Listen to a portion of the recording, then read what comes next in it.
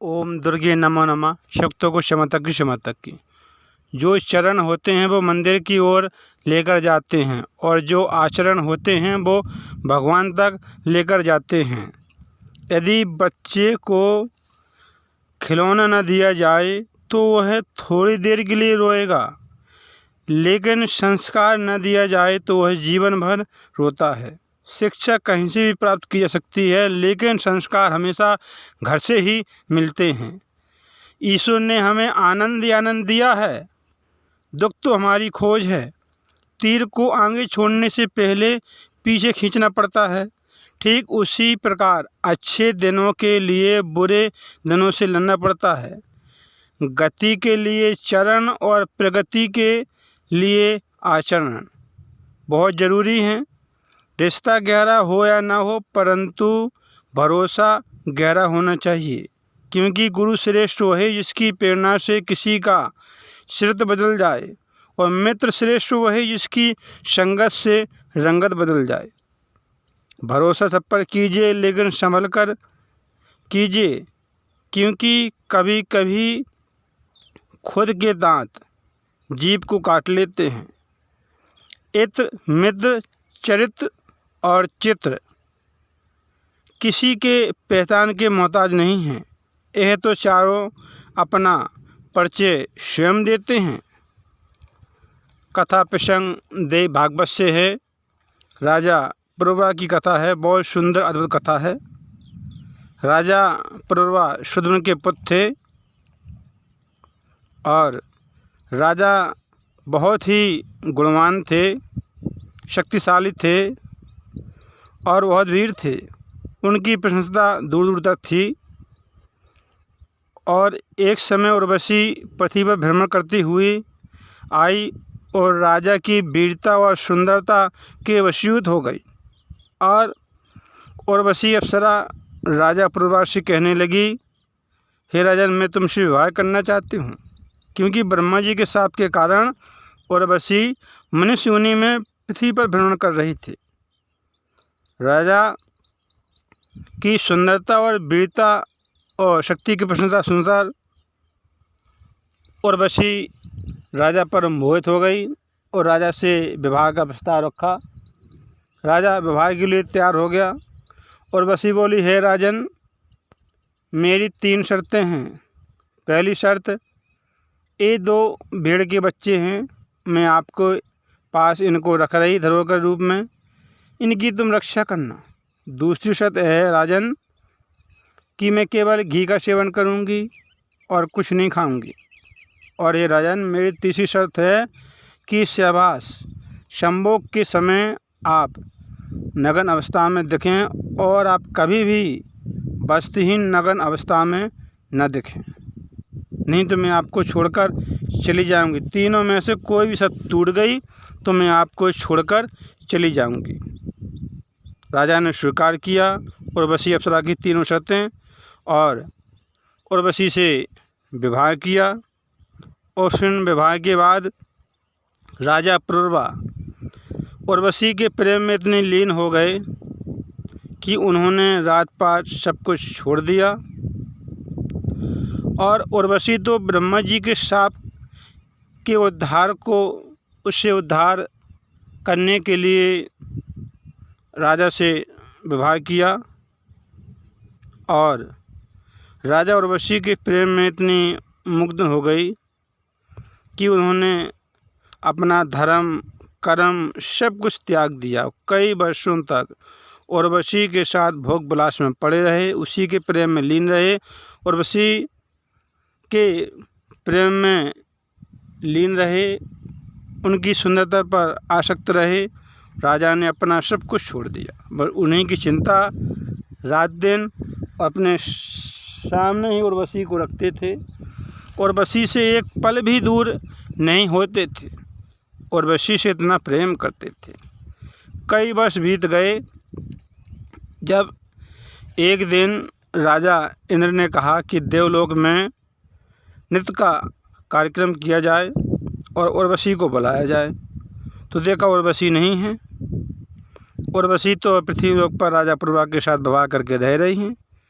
तो इन्होंने कहा जाओ शिव को उर्वशी की क्या शर्तें हैं।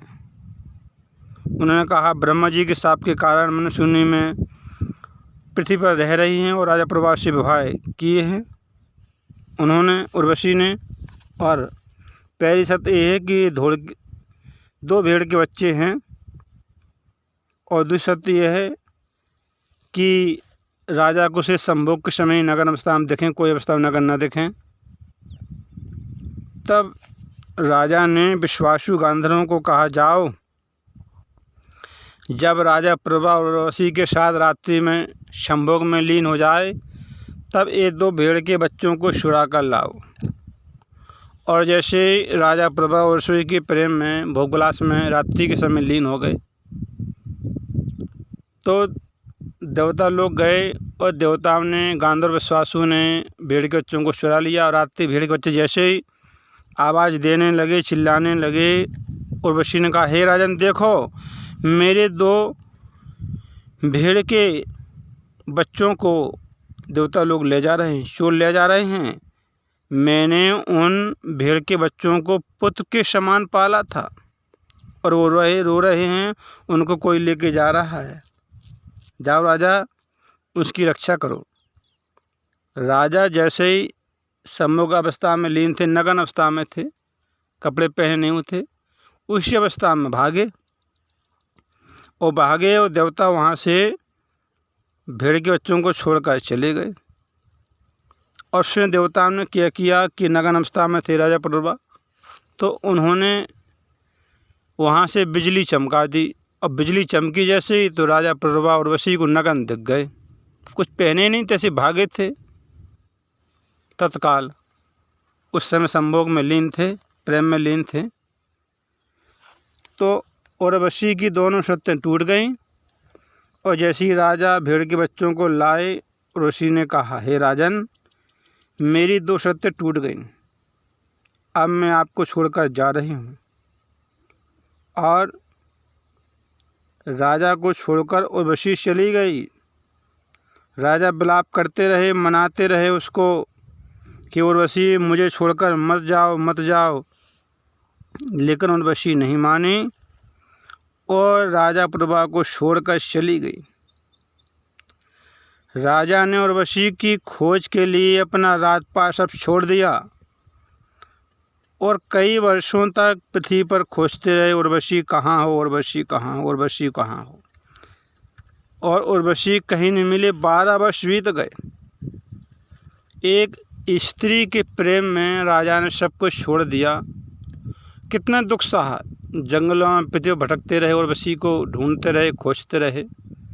जब उर्वशी 12 वर्षों के बाद कुरुक्षेत्र में मिली, तो राजा बहुत प्रसन्न हुए और बोले, हे प्रिय, हे सुंदरी, ठहरो ठहरो, इतने कठोर मत बनो। मैं तुम्हारे प्रेम में आसक्त हूँ, तुम्हारे प्रेम में लीन हूँ, तुमसे अधिक प्रेम करता हूँ, तुम्हारे वश में हूँ, तुम्हारे वशीभूत हूँ। मेरा कौन सा अपराध था जो मैं तो छोड़कर चली गई। हे प्रिय, हे सुंदरी उर्वशी, तुम मत जाओ, मैं तुमसे बहुत अधिक प्रेम करता हूँ।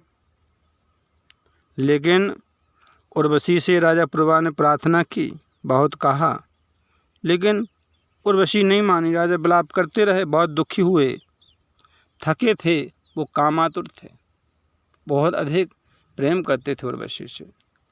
उर्वशी बोली, हे राजन, आप मूर्ख हैं, आपका ज्ञान कहाँ चला गया, आप अज्ञानी हैं। हे राजन, भेड़ बकरी के समान स्त्रियां किसी से मित्रता नहीं करती हैं, ना ही उनकी मित्रता होती है। हे राजन, वो स्त्रियां आज तुम्हारे पास, कल किसी के पास, परसों किसी के पास।